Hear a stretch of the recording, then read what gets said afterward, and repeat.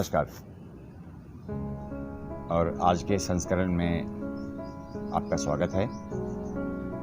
बिहारी हो क्या? अरे क्यों बिहारियों की तरह बात करते हो?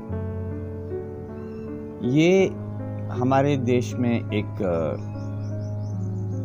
तरह से कहिए कि संदर्भ बन गया है।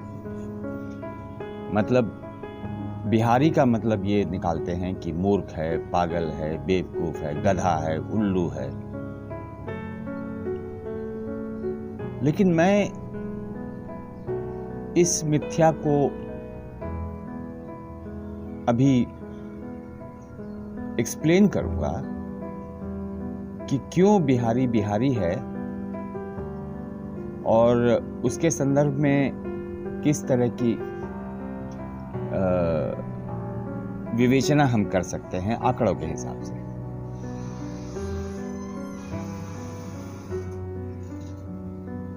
बिहार की एक समस्या ये रही है कि झारखंड अलग होने के बाद खनिज संपदा चली गई हमारे यहाँ से। इंडस्ट्रियल ग्रोथ अभी तक हो नहीं पाया है क्योंकि जो इंफ्रास्ट्रक्चर का लेवल था वो हमारे प्रदेश में नहीं था। मतलब 2005-06 में जब नीतीश जी की सरकार आई तब से लेकर के जो बदलाव मैंने देखा है, क्योंकि मैं खुद बिहार का रहने वाला हूं और मैंने 70 की दशक भी देखी, 80 की भी देखी, 90 की भी देखी और आज की भी देख रहा हूं।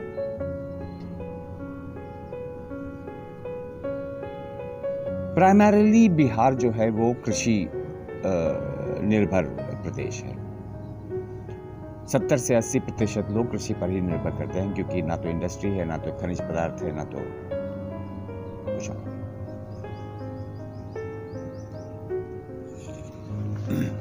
अब अगर हम बिहार के संदर्भ में और देश के संदर्भ में उसको कंपेयर करके देखने की कोशिश करें कि विकास दर कैसा रहा है बिहार का, आप शुरू से ले लीजिए। 72-73 में शायद नहीं, 69-70 में हरित क्रांति हुआ, 72-73, 74-75 तक आते आते वो और स्टेबल हुआ और उसका इफेक्ट खास करके पंजाब हरियाणा में दिखना शुरू हुआ और उसके संदर्भ में किस तरह से बिहार ने अभी तक प्रोग्रेस करी है। अगर आप विकास दर देखेंगे, जो ग्रोथ रेट बोलते हैं, 2011 से लेकर के 18-19 तक, देखिए ये बात समझने की आवश्यकता है कि हम अपने आप को किस तरह से क्वालिफाई करते हैं कि हम प्रोग्रेस के राह पर हैं। जो विकास दर है, ग्रोथ रेट जो बोलते हैं, 2011 से लेकर के 18-19 तक भारत का ग्रोथ रेट था 7.5%, है ना। और उसके अगेंस्ट में बिहार का परफॉर्मेंस रहा है 13.3% ग्रोथ रेट बिहार ने अचीव किया है 2011-12 से लेकर के 2018-19 तक। अगर आप एग्रीकल्चरल ग्रोथ की बात करते हैं, किसान के संदर्भ में, तो 93-94 से लेकर के 2005-06 तक भारत का था 6.8 और बिहार पीछे चल रहा था 5.3 पे। और 2005 अगर आपको याद होगा तो उस समय 2 इलेक्शन हुआ था बिहार में। पहला इलेक्शन में मैंडेट किसी को नहीं मिल पाया, तो दूसरा हुआ जिसमें नीतीश जी वापस आए, लगभग 2005 के आखिर में वो चीफ मिनिस्टर बने। और 2005 तक जो मैंने आपको बताया, ग्रोथ रेट हम पिछड़ रहे थे। भारत का था 6.8 और बिहार का था 5.3। लेकिन ये सरकार आने के बाद 2005 से लेकर के 11-12 तक का अगर आप फिगर देखिएगा तो भारत ने भी काफी उन्नति करी। 6.8 से बढ़कर के 8.3 तक चला गया ग्रोथ रेट जो है, एग्रीकल्चर ग्रोथ की बात मैं कर रहा हूं। लेकिन आप ये देखिए कि बिहार का ग्रोथ 5.3 से लेकर के बढ़ करके 11.7 हो गया। इसका मतलब जो रिफॉर्म्स नीतीश सरकार ने वहां पर इंप्लीमेंट करी, उसका फायदा, सीधा का सीधा फायदा प्रदेश को मिला और किसानों को मिला। 2005-6 को अगर आप डिवाइडिंग ईयर मान लेते हैं कि भाई ये इसको कर लेते हैं, तो 93-94 से लेकर के 2005-6 तक का 5.3 था, है ना। और अभी की हालत में क्या है, 13.5 के लेवल पर चल रहा है। तो फिर भी कहिएगा बिहारी हो क्या? हाँ, बिहारी हूं और फख्र से कह रहा हूं बिहारी हूं, क्योंकि जो हमारे लिमिटेड रिसोर्सेज हैं उसके अंदर हम उसी को एक्सप्लॉइट करके उसको इम्प्रूव करने की कोशिश कर रहे हैं। एक चीज समझने की कोशिश करिए, जो रिसोर्स है वो लिमिटेड रहता है। अब वही रिसोर्स को एक आदमी इस्तेमाल करे या 10 करे या 100 करे या 1000 करे या लाख करे, तो रिसोर्स की जो है वो घट जाती है। अब अगर आप पॉपुलेशन डेंसिटी देखेंगे, अगर आप पॉपुलेशन डेंसिटी देखें तो एग्जाम्पल में मैं लेता हूं पंजाब का। पंजाब में 551 है पर स्क्वायर किलोमीटर, 551 लोग रहते हैं। तो एक स्क्वायर किलोमीटर में जितनी रिसोर्सेज है वो 551 लोगों के बीच में विभाजित होता है। अब वही चीज समस्या हमारे साथ बिहार में ये है कि एक स्क्वायर किलोमीटर में हमारे यहाँ 1102 लोग रहते हैं। पॉपुलेशन डेंसिटी हमारी 1102 पर स्क्वायर किलोमीटर है। तो एक स्क्वायर किलोमीटर में जितने रिसोर्सेज है वो 1102 लोगों के बीच में विभाजित होता है। तो वो तो सीधा का सीधा वो कम हो गया। और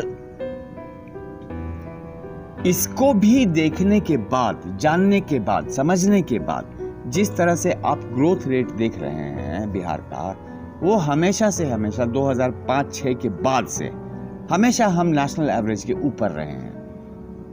सरकार ने कोशिश करी है कि किसी तरह से, क्योंकि आप देखिए, जब तक आप अपने स्ट्रेंथ और वीकनेस को नहीं मानेंगे तब तक आप प्रोग्रेस नहीं कर सकते। जो आपका स्ट्रेंथ है वो तो है ही है, उसको बढ़ाते रहने की कोशिश करते रहिए, और जो आपकी वीकनेस है, वो जो आपकी कमजोरी है, उसके ऊपर ध्यान दे करके उसको किस तरह से आगे बढ़ाया जा सके, किस तरह से उसको एलिमिनेट किया जा सके वीकनेस को, तभी हम उसको आगे बढ़ सकते हैं। उसके ऊपर से देखिए, चूंकि हमारे यहाँ पे इंडस्ट्री नहीं है, खनिज संपदा नहीं है, तो पूरा का पूरा जो डिपेंडेंस है वो एग्रीकल्चर पर है। तो उससे जो हमारी जीडीपी होती है, जीडीपी इफेक्ट होती है। आप ये देखिए कि पंजाब ऐसा प्रदेश जो है वो $2400 है, उसका लगभग $2400 के आसपास उसका जीडीपी है। वहीं हमारे बिहार में करीब $650 का जीडीपी है। तो ये सारी कमियां हैं जिसको कि हम पूरे करने की कोशिश कर रहे हैं, और वही पूरा इसी हिसाब से होगा कि हम कृषि क्षेत्र में जितने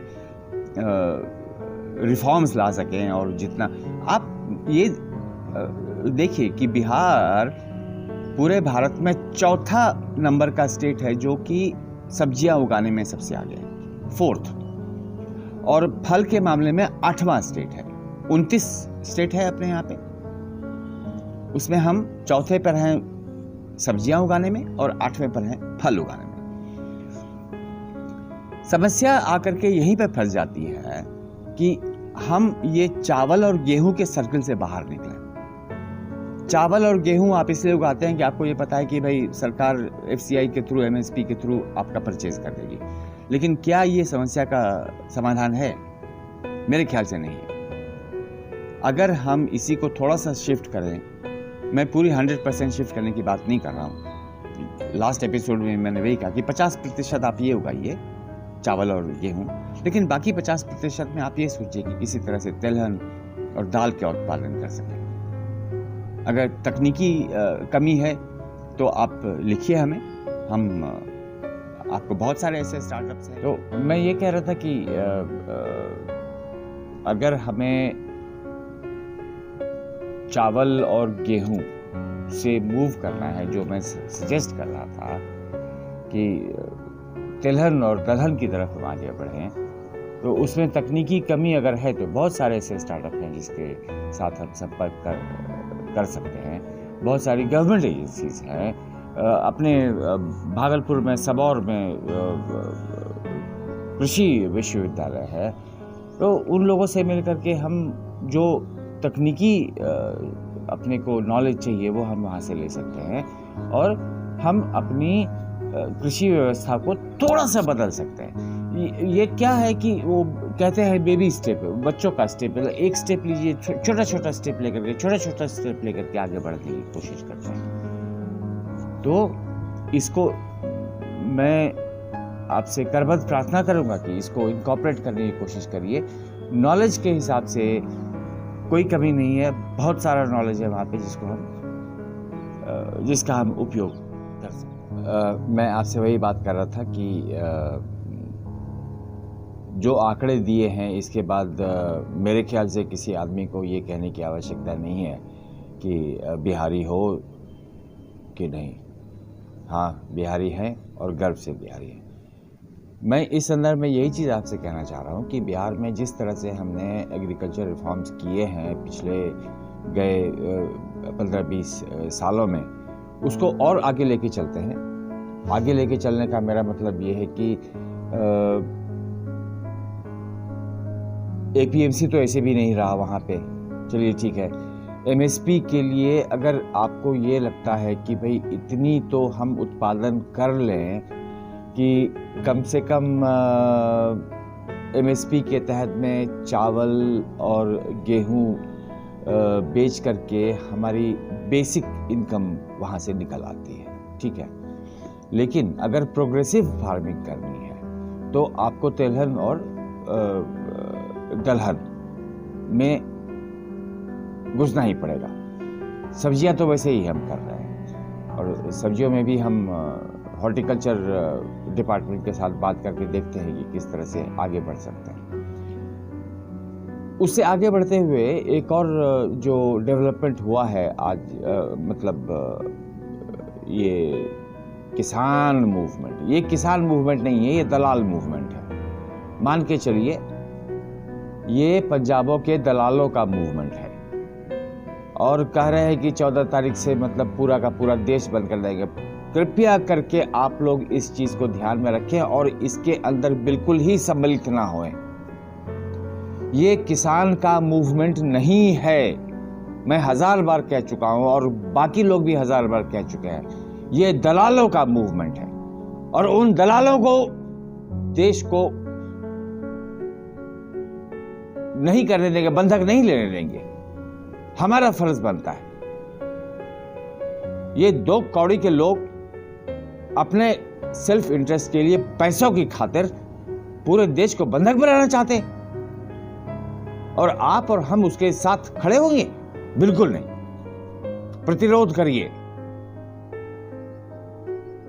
ये नहीं चलेगा।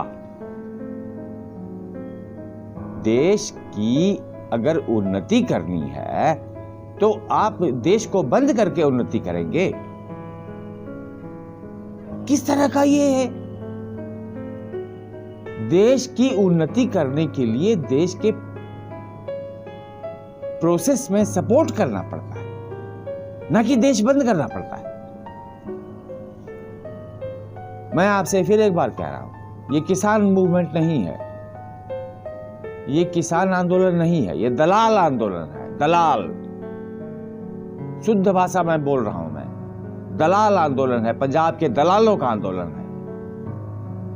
उसका प्रतिरोध करिए और बिल्कुल सम्मिलित मत होइए इस जो भी ये 14 तारीख को देश बंद की बात कर रहे हैं। अभी जो 8 तारीख को किया था तो समझ में आ गया ना, घंटा कुछ नहीं हुआ। तो मेरे बिहार के किसान भाइयों, आप अपनी पोजीशन को समझिए और उसी हिसाब से हम आगे बढ़ेंगे। मेरा आपसे लास्ट रिक्वेस्ट यही है कि अपने जो भी खेती है उसमें MSP जरूरी है, आवश्यक है। MSP के तहत आप जो चावल और गेहूं का उत्पादन कर रहे हैं वो करिए, लेकिन एक कदम आगे बढ़ाइए तिलहन और दलहन की तरफ, और उसमें जो भी सपोर्ट होगा हम लोग करने को तैयार हैं। धन्यवाद, शुक्रिया।